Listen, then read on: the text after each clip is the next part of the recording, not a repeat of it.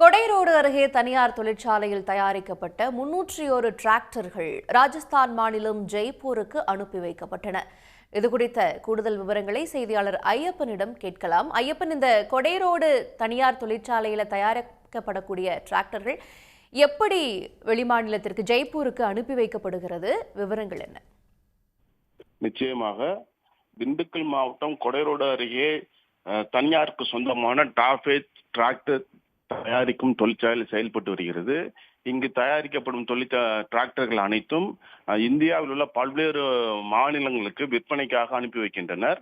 இந்நிலையில் இன்று திண்டுக்கல் ரயில் நிலையத்திலிருந்து 301 டிராக்டர்கள் அதற்காக பிரத்யேகமாக வடிவமைக்கப்பட்ட சரக்கு ரயில்வேயில் ஏற்றப்பட்டு 301 டிராக்டர் வரிசையாக நிறுத்தி வைக்கப்பட்டன. இதனைத் தொடர்ந்து டிராக்டர்கள் திண்டுக்கல்லில் இருந்து கிளம்பி ராஜஸ்தான் மாநிலம் ஜெய்ப்பூருக்கு அனுப்பி வைக்கப்பட்ட இதை பார்ப்பதற்காக ஏராளமான ரயில் பயணிகள் கூடியிருந்தனர். பார்ப்பதற்கு இந்த காட்சி பார்ப்பதற்கு ரம்மியமாக இருந்தது.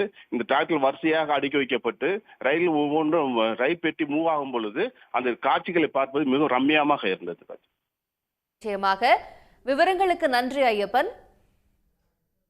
உடனுக்குடன் செய்திகளை தெரிந்து கொள்ள சன் நியூஸ் பெல் ஐகானை கிளிக் பண்ணுங்க.